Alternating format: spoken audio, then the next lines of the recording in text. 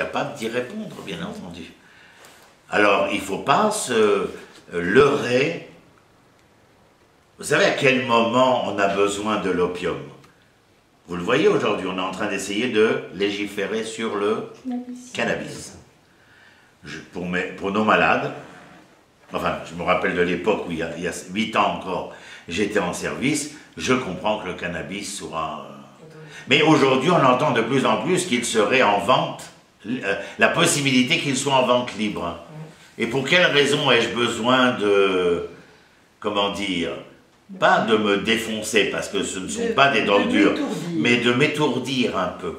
C'est justement pour ne pas répondre aux vraies questions. C'est-à-dire aux vraies questions.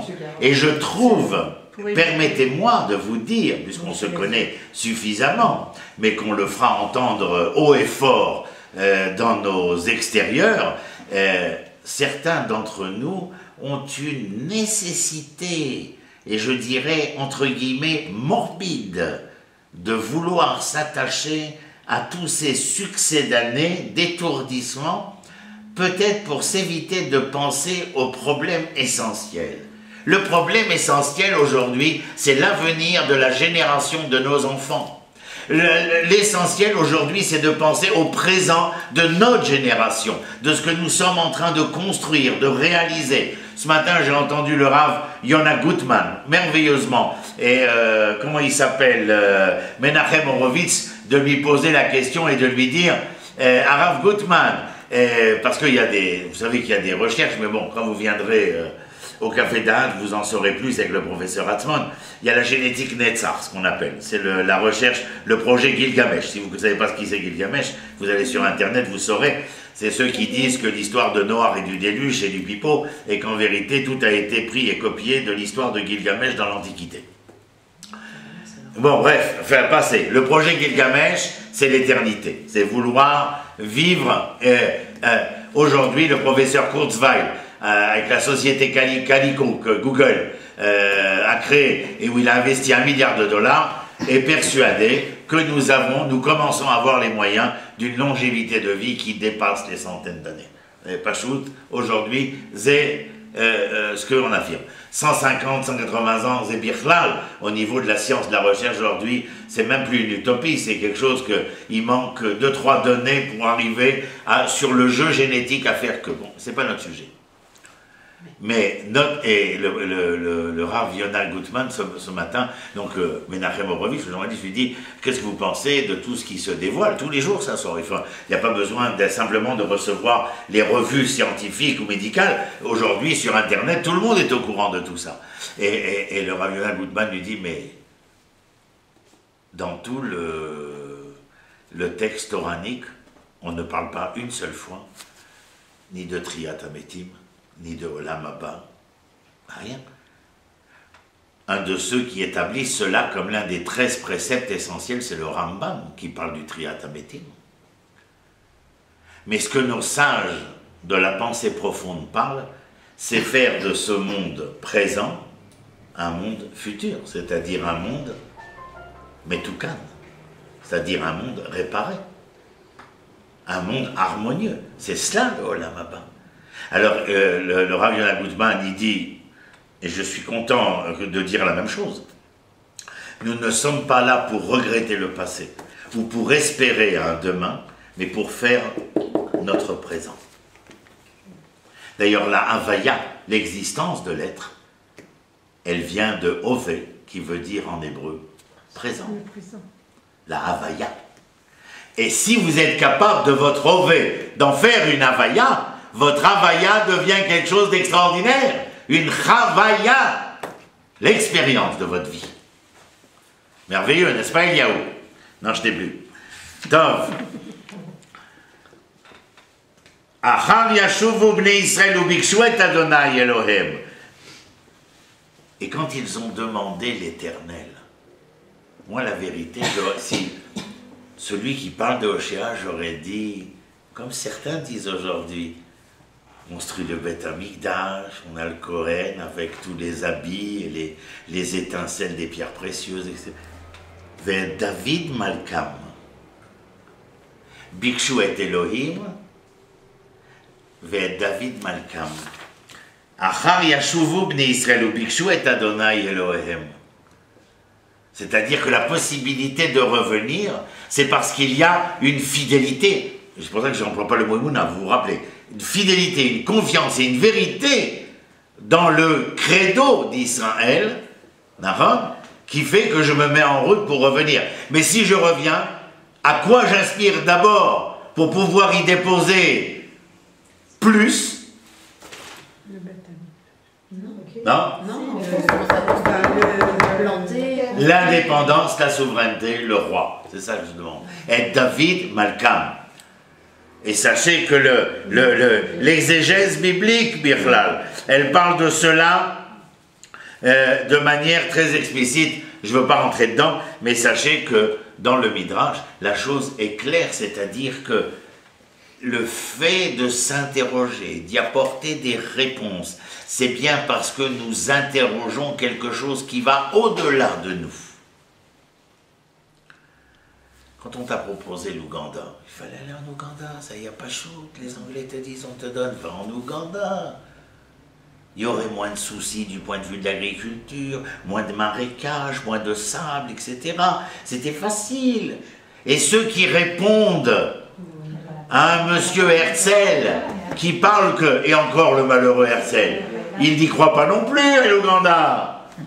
Il n'y croit pas du tout à l'Ouganda. Mais ça, faut lire ce que M. Georges Weil a écrit sur son doctorat sur Herzl. Faut-il s'y intéresser? Faut-il être un homme littéraire de lecture et d'investissement? Et pas simplement écouter ce que n'importe quel abruti homo sapiens raconte.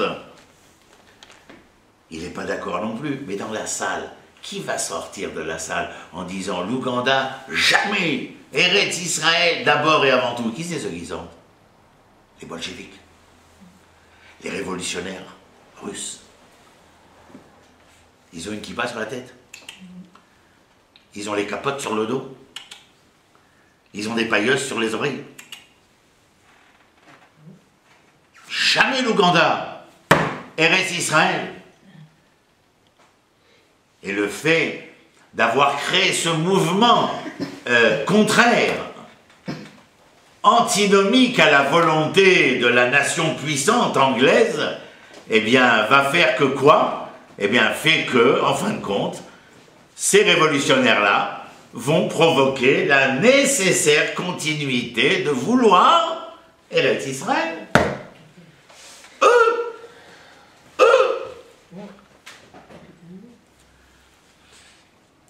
ואת דוד מלכם, ופחדו אל אדוני ואל טובו באחרית הימים.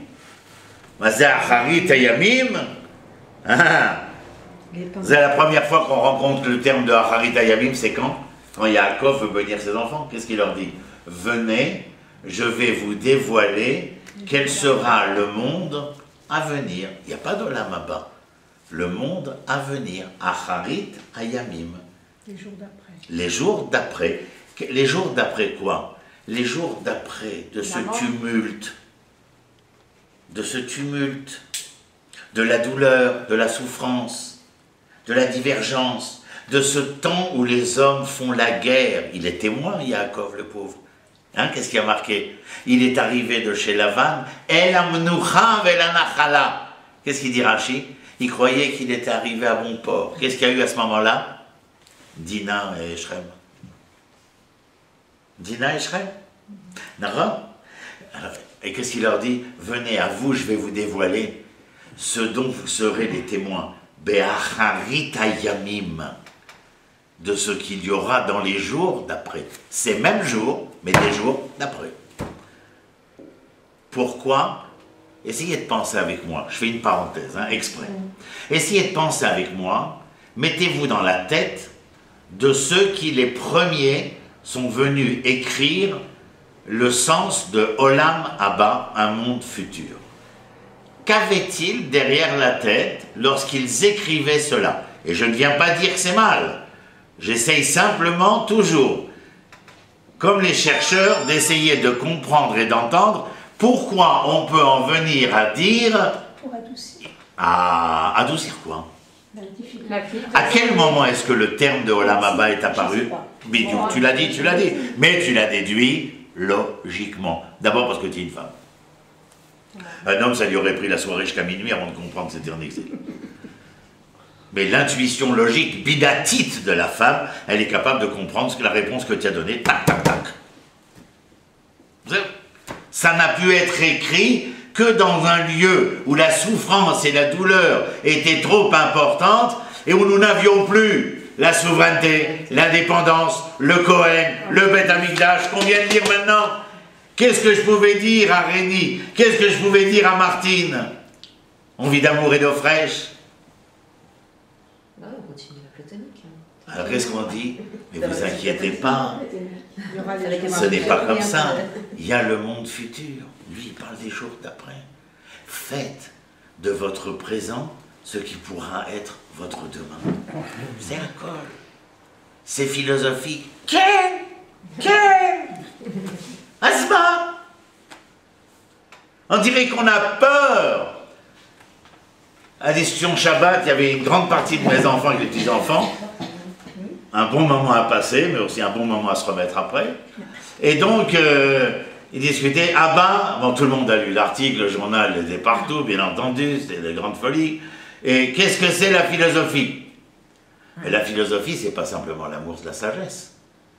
Si on a étudié avec Pierre Hadot ou avec Lucien Jarfagnon, on sait que la philosophie, c'est pas l'amour de la sagesse. C'est la sagesse que l'on est capable de vivre. C'est la philosophia, ce qu'on appelle les antiques. La sagesse que l'on est capable de vivre. La sagesse qu'on est capable de vivre. C'est-à-dire d'avoir une vie, un tant soit peu, la plus harmonieuse possible. La plus symphonique possible. Vous comprenez ce que je dis? Mais ça, il faut aller dans les antiques. Si on lit simplement Hegel, ou si on lit Leibniz, ou Schopenhauer, etc., on est dans un sens de la philosophie où il y a une espèce de masturbation cérébrale. Mais chez les antiques, il est question que la philosophie, c'est l'amour de la sagesse, et qu'on pourrait dire à notre manière à nous.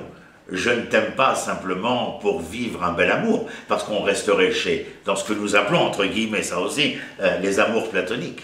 Mais je t'aime de cet amour pour que cet amour soit une réalité au quotidien.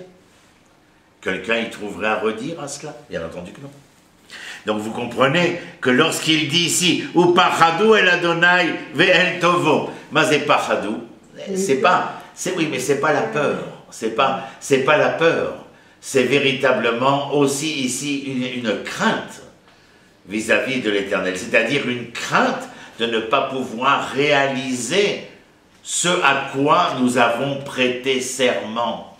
Personne ne t'a obligé à continuer à être celle que tu es. Personne. Tu veux partir demain, enlever ton kisui roche, te fondre dans les fins fonds du Montana aux États-Unis, lo irpat le af echad. Ça n'intéresse personne. Ça que toi. Le fait que nous soyons là, c'est que nous avons un but, une finalité. Ya'ad ve Yehoud, un but Ya'ad. Yehoud, une finalité, une vocation qui nous est commune et que nous voulons réussir à réaliser. Pas en disant, eux ils sont comme, je vais habiter un quartier où il y a une grande yeshiva. Comme ça on va recréer les shtetl. Comme ça, quand ils viendront nous ramasser, ça sera plus facile. Non, on est venu pour aller justement là où tout le monde n'est pas comme nous. Pourquoi? Parce que si je m'étais marié avec un homme, j'aurais pu dire j'ai envie de me marier avec celui qui me ressemble. Mais je me suis marié avec une femme qui n'est pas du tout comme moi. Et elle a choisi un homme qui n'est pas comme elle. Mais elle a pensé qu'avec le peu d'électricité qu'elle avait fait à l'école, elle avait compris qu'il fallait relier un certain plus, un certain moins, des moins qui étaient quelquefois plus et des plus qui étaient quelquefois moins, pour avoir, et que le courant passe.